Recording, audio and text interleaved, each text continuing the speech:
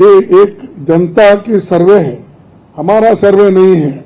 जो जनता तो बड़ी खबर आप जानी गए, कांग्रेस ने फैसला पलट लिया है एग्जिट पोल को लेकर। लेकिन इस वक्त हम मैजिक वॉल पर खड़े हैं और मैजिक वॉल क्या बता रही है? मैजिक वॉल बीते 10 सालों का आंकड़ा बता रही है। 2014 और 2019 में क्या परिस्थिति थी, देश ने क्या जनादेश दिया था, वो जानना बहुत जरूरी है। और मैजिक वॉल पर खड़े हैं और यह है हिंदुस्तान का नक्शा आपके सामने। देखिए धीरे धीरे धीरे धीरे ऊपर आता हुआ यह नक्शा 2014 की यह तस्वीर आप देख लीजिए, ध्यान से देख लीजिए और इसके बाद यह आंकड़ों पर भी नजर डाल लीजिए कि देश ने क्या जनादेश दिया था 2014 में। पूरे हिंदुस्तान का नक्शा कुछ इस कदर निकलकर सामने आया था, जिसमें बीजेपी ने 282 सीटें जीती थी और कांग्रेस के खाते में मात्र 44 सीटें आई थी। एडीएम के 37 सीटों पर थी, टीएमसी ने 34 सीटें जीती थी, बीजेडी 20 सीटों पर रही थी। यह पिछला 10 साल पहले का आंकड़ा आप याद कर लीजिए। याद इसलिए कर लीजिए क्योंकि 2019 और उसके बाद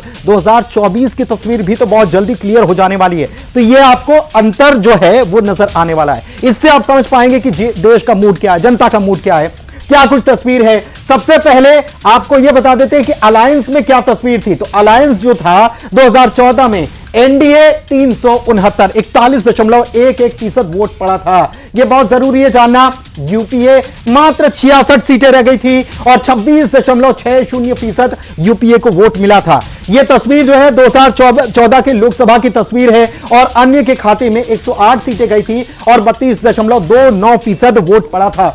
अब बात करते हैं दूसरे साल की यानी कि 2019 की तस्वीर की। तो 2019 की तस्वीर देखिए कितनी बदल गई, कितनी बदल गई 2019 की तस्वीर और आंकड़े भी बदल गए। देख सकते हैं आप एनडीए की सीटें जो है 350 46.86% वोट मिला था। यूपीए की बात करें 129 सीटें 34.47% वोट मिला था, यानी कि पिछले बार से 2014 के मुकाबले 2019 में यह बढ़ गया था। लेकिन पार्टी वाइज क्या तस्वीर थी, पार्टियों ने कितना कैसा प्रदर्शन किया था, कांग्रेस का प्रदर्शन क्या था, बीजेपी का प्रदर्शन क्या था, दिखाते हैं आपको कि बीजेपी और कांग्रेस का प्रदर्शन इसमें क्या तस्वीर थी। तो देखिए नक्शा वही है लेकिन पार्टियां आ गई और पार्टियों में देखिए बीजेपी 303 सीटें, पिछली बार का यह आंकड़ा है। कांग्रेस को 52 सीटें मिली थी, 37.41% वोट।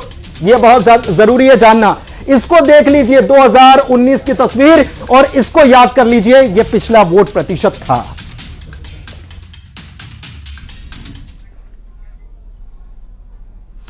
तो बिल्कुल जिस तरह से पुनीत डिस्क्राइब कर रहे थे बहुत बेहतरीन तरीके से हमारे दर्शकों को समझ में आ गया होगा। और उसकी एक वजह भी है, इतिहास आपको जान लेना जरूरी है। उसी के हिसाब से जब भविष्य आपने जो तय किया है वो आपको समझ में आ जाएगा, बहुत बेहतरीन तरीके से समझ में आ जाएगा। यही वजह है कि पूरे ग्राफिकल प्रेजेंटेशन के साथ पुनीत आपको समझा रहे थे कि 2019-2014 आपने किसे जनादेश दिया था।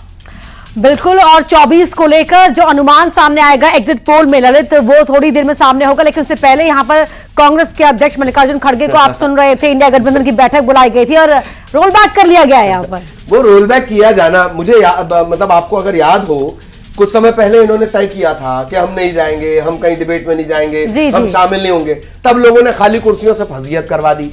जाइए जवाब रखिए, यही तो डेमोक्रेसी है। खैर ये कांग्रेस का फैसला हुआ और अब उनसे भी हमारी बातचीत होगी, वो भी जुड़ेंगे, बहुत अच्छी बात है।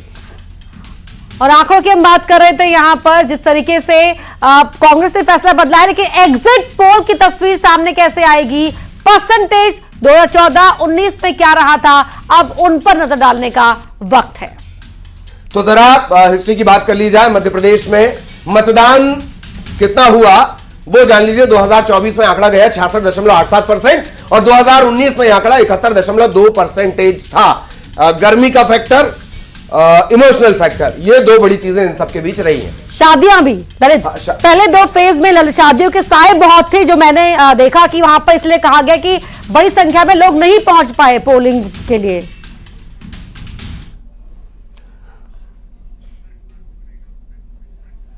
तो ये दरअसल वोटिंग परसेंटेज की बात हमने इस वजह से भी कर ली कि इससे ज्यादा बेटर तरीके से आपको समझ में आएगा कि आपने जो अपना जनादेश लॉक कर दिया है, आपने जो चीजें बता दी हैं, अब जब हम लोगों का मूड भांप रहे हैं तो उसके बाद क्या स्थितियां निकल कर आ रही हैं, ये आपके सामने अब वोटिंग परसेंटेज की स्थितियां 2024 में हुआ, ऐसे ललित ने बताया 66.87% ये वोटर्स टर्नआउट रहा।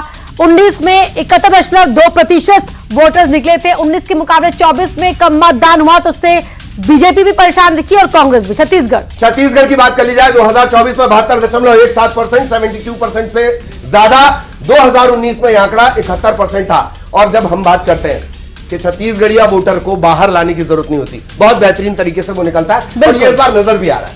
और हमने लंबी लंबी कतारें देखी, पैर में चप्पल नहीं थी लेकिन मताधिकार का इस्तेमाल करने के लिए सजगता थी। राजस्थान का आंकड़ा है 2024 में 58.39%, 2019 में 66.34%, 19 में परसेंटेज था, 24 में गिरावट दर्ज की गई।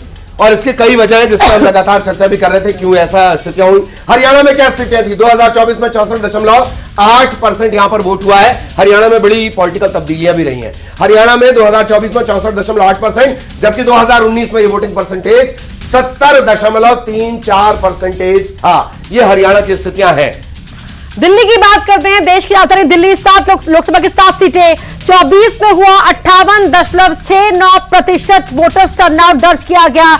19 में था, थोड़ा सा ज्यादा था, 60.61%। 2019 का ये कुल मतदान प्रतिशत था। 24 में गिरावट थी, लेकिन गिरावट दर्ज की गई यहां पर। ये दिल्ली की स्थितियां, जिसको हमने आपको बताया 2024 में क्या, 2019 में क्या। अब जरा जान लीजिए महाराष्ट्र पूरे साल भर या पिछले जो 5 साल रहे हैं, जबरदस्त वहां पर ऐसा लग रहा था कि रेस 3 रेस 4 देखी जा रही है। महाराष्ट्र की बात कर ली जाए 2024 62.45%, 2019 61.02%, और बहुत मामूली सा इजाफा महाराष्ट्र के वोटिंग परसेंटेज में है। ये महाराष्ट्र की स्थितियां 2024 में क्या, 2019 में क्या स्थितियां यहां पर थी। और बीजेपी का गढ़ गुजरात, यहां गुजरात की बात करते हैं। 60.13% 2024 का वोटर्स टर्नआउट, 2019 में था 64.51%। क्लीन स्वीप बीजेपी यहां पर करती आ रही है पिछले 2 चुनाव के मुकाबले, पिछले 2 चुनावों से लगातार। और यहां पर अब आंध्र प्रदेश का आंकड़ा आपके सामने है। आंध्र प्रदेश का आंकड़ा इस वजह से भी देख लीजिए, अगर आप ये दावा किया जाए कि साउथ में कोई मैजिक जैसी चीज होने वाली है, आप आंध्र प्रदेश से ज्यादा उम्मीद रख सकते हैं। आंध्र प्रदेश 2024 में 80% से ज्यादा वोटिंग, 80.86, जिसे हम बोलचाल की भाषा में 81 पे पहुंचा सकते हैं। 2019 में 80.38% वोटिंग यहां पर हुई थी। आंध्र प्रदेश की वोटिंग परसेंटेज की स्थिति।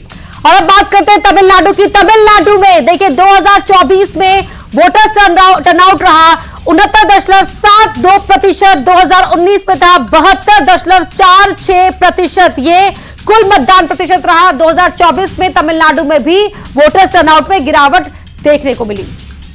तेलंगाना, जिस तरह की राजनीतिक घटनाक्रम यहां पर हुए हैं, बहुत सारे घटनाक्रम हुए।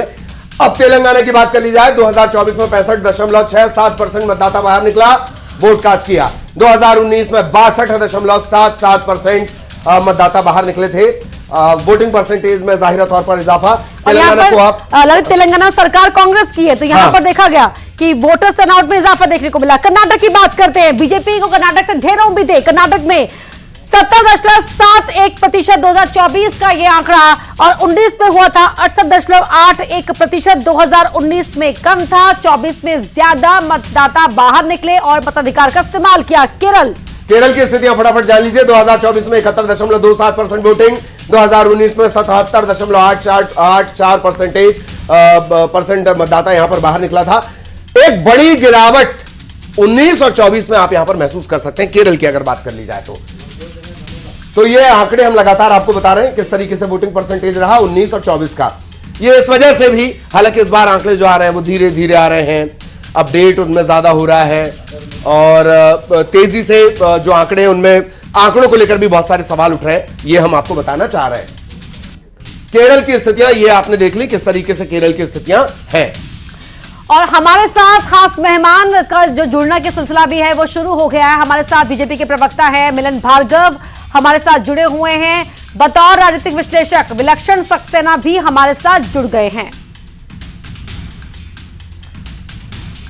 और साथ ही हमारे साथ राजनीतिक विश्लेषक बिलाल खान, आलोक वत्स भी जुड़े हुए हैं। छत्तीसगढ़ बीजेपी से उपाध्यक्ष हैं लक्ष्मी वर्मा भी हमारे साथ जुड़ी हुई हैं। लेकिन पहले मिलन भार्गव जी, क्या चल रहा है अभी मन में? आपके और समस्त देश के नागरिकों के मन में चल रहा है, एक उत्साह उमंग है। और इस लोकतंत्र के महापर्व में जिस प्रकार से चुनाव का आखिरी चरण है और मतदाताओं ने जागरूकता के आधार